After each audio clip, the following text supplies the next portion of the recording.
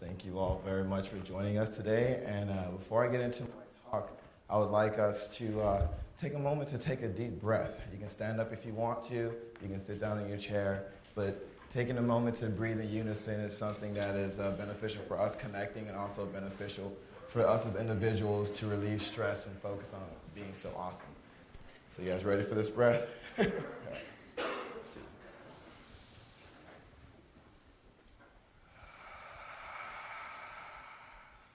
I can see the relief on the college students' eyes, right?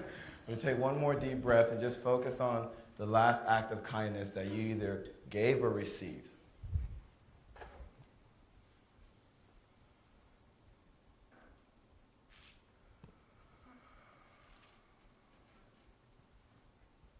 Just one more deep breath. This will be the last one. And we're going to take this deep breath to focus on all of our awesomeness as well as all of the kindness that we have a chance to benefit from in the world. So it's a big deep breath. This is the last one. Let's do it.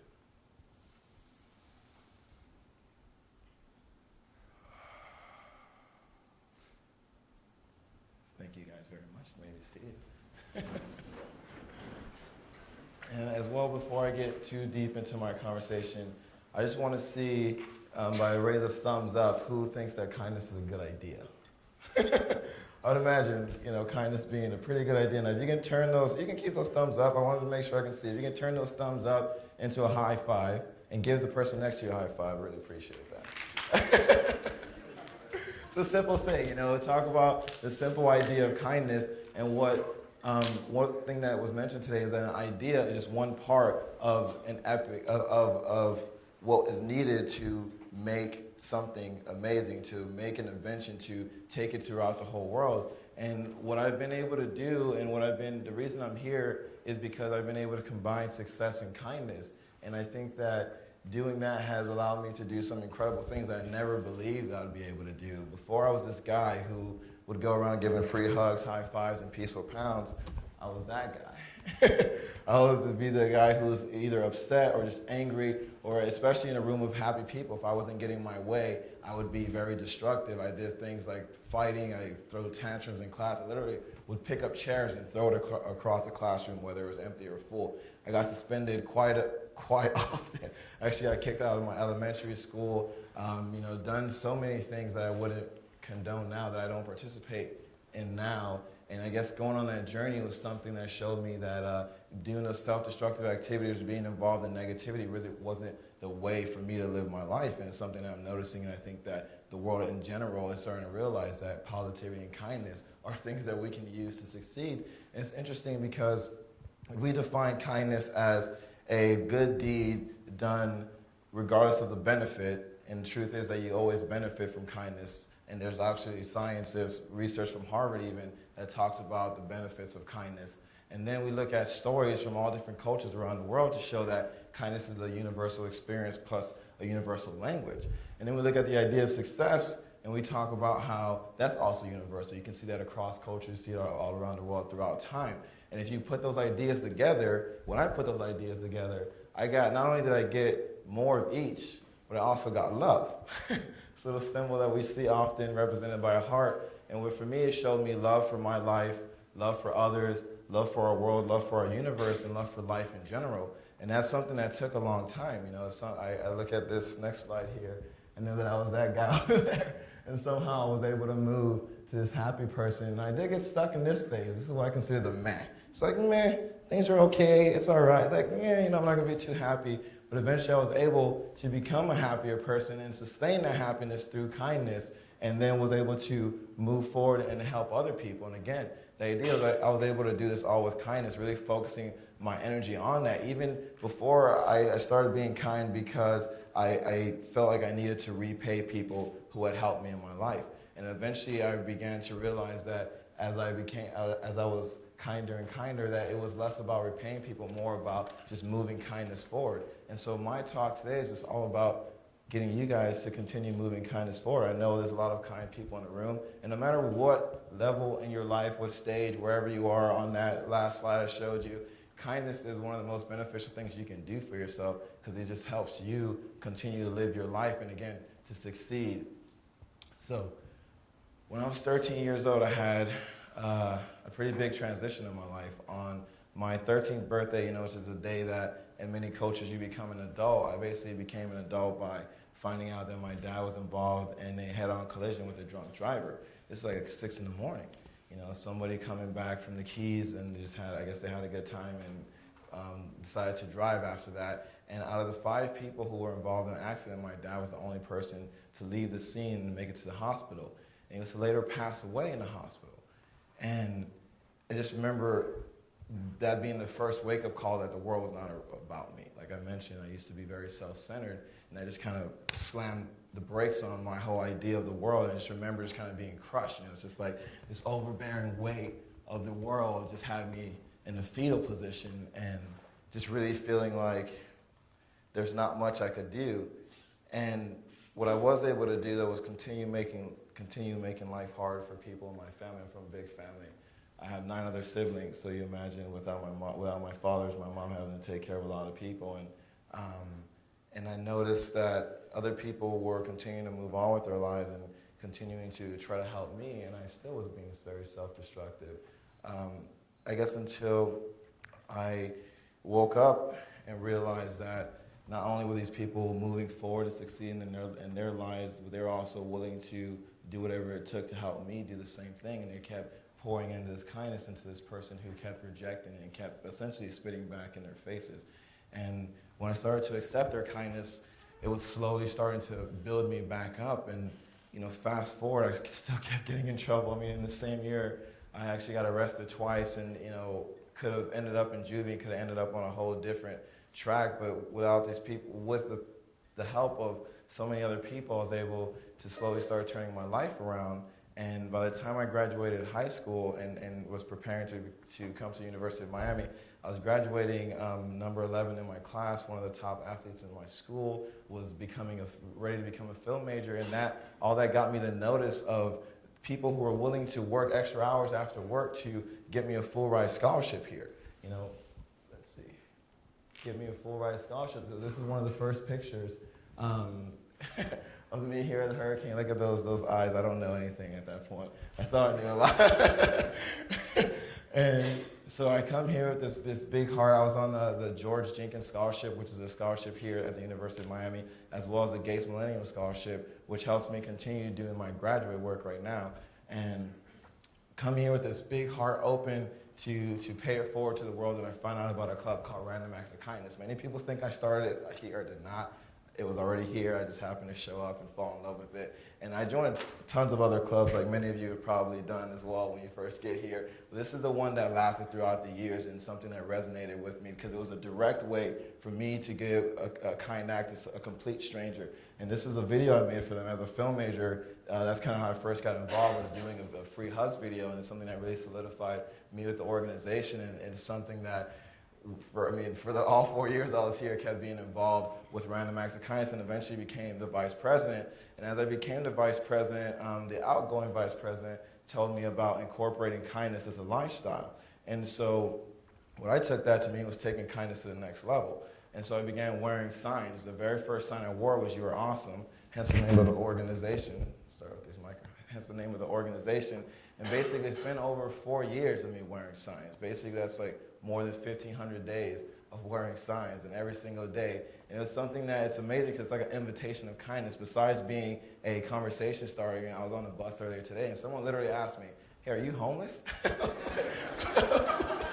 Like, no, I'm not homeless. This is all about kindness. And just from right there is a whole different conversation, and it's something that opens people up. And I've had all different types of reactions, taking them to all different types of places, including weddings and funerals, and seeing people, flock to it regardless, in this idea of human connection, this idea of kindness, this idea of standing out so far for an idea, risking my life even, I'll show you later, for an idea that I think is so powerful because I know how it can benefit individuals, societies, as well as the global, the world.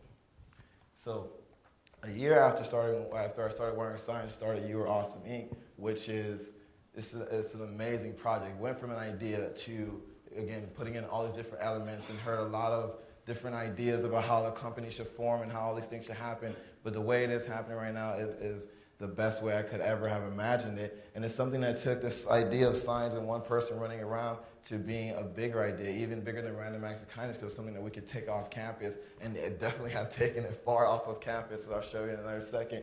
And I'd like to give a shout out to one of the vice presidents here, Ruben Rodriguez. He's been a huge supporter and kept moving it forward, and we're all volunteers. So as you guys are running around knowing what it's like to volunteer and do extracurriculars, all of you here who have planned this event, we're doing the same things. We're actually able to pull off, in the last 3 years, we've been able to coordinate the 2 biggest clothing drives in the University of Miami's history, as well as go visit hospitals and do small acts of kindness for children there, as well as speak at schools. And that's where our biggest focus is going to be in the future, or in the present, is speaking at schools. And then this is the last big project we just finished, and talking about going around on a scooter. Most of this trip here was done on a red little scooter that I'll show you in a second. And it's just amazing to put myself out there in the world. And I did this tour for about 10 months. It was me riding around on a scooter. And out of the whole 10 months, I didn't pay for a place to stay at all. I basically was relying on people's kindness. The little red scooter you can see in some of the pictures was actually donated by the Genuine Scooter Company. And it was just amazing to see someone's belief, again, in an idea. They saw that I was able to do things here on campus, and that in the Miami community, we were getting a big swell, so they figured they can invest in this track record, this progress that this organization was making. And was definitely went around giving free hugs. I love the picture with the Pac-Man. That was in Hawaii. And it basically went as far as I possibly could and pushed this idea. And in one person's house, I actually stayed in this person's house in Southern California for 5 days without meeting him. I still haven't met this person.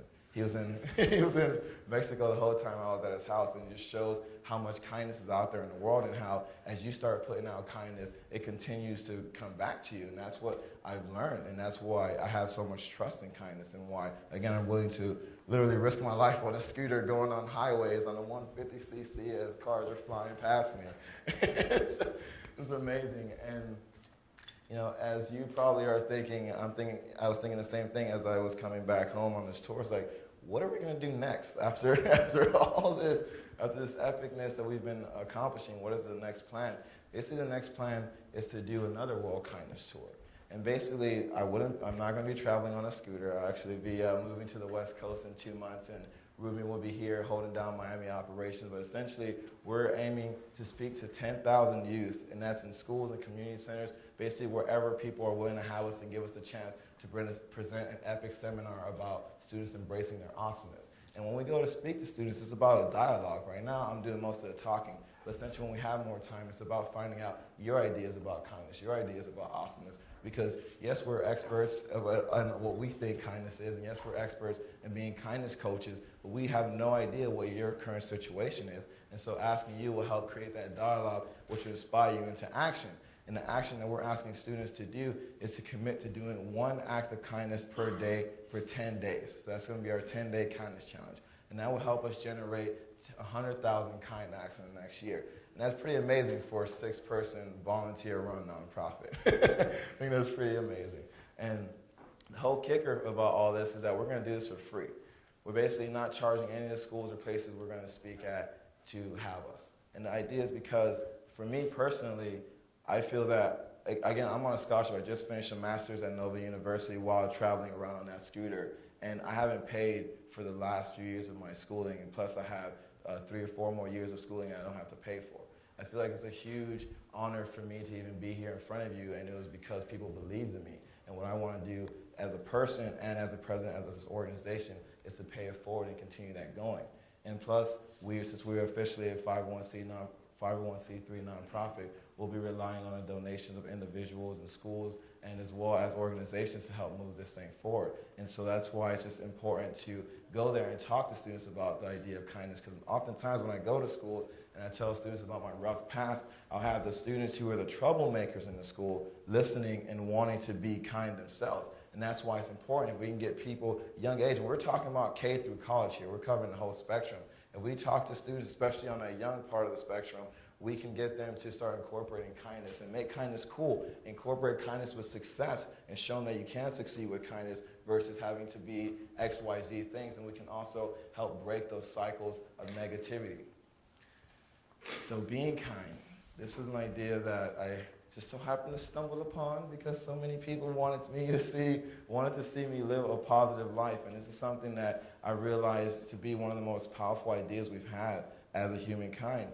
And what's just overall amazing is that incorporating this is that win-win-win that we heard earlier today. I think it's a win-win-win infinity, if you think about it, because it helps you, helps the person that you directly have the interaction with, plus helps the other people that you each interact with, then helps all those people. So it's this motion of kindness, and it's one of the only things that does that benefits everyone across the board. So if you're truly focusing on being kind, then you will succeed right there. I mean, that's especially in the world right now where we have so much aggression and anger and violence. To focus on being kind, to be able to continue that as a lifestyle is a success in itself. And I found that once I started being kind, I stopped having problems. I stopped having problems with other people. I mean, I may not get everything I want, but I've been able to deal with things a lot better just focusing on being kind to myself. And that's why I asked you guys to take a breath. So as I have my final few minutes here, I'd like to invite you to take another breath and focus on being kind to yourselves,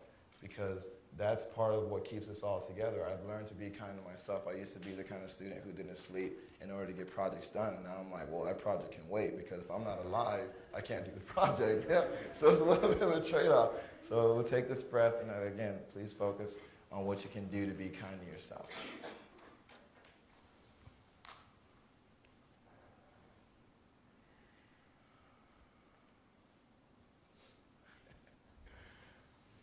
As I depart here, I'd like to thank you for being so awesome, and to thank you in advance for all the kindness you're going to continue adding to our world.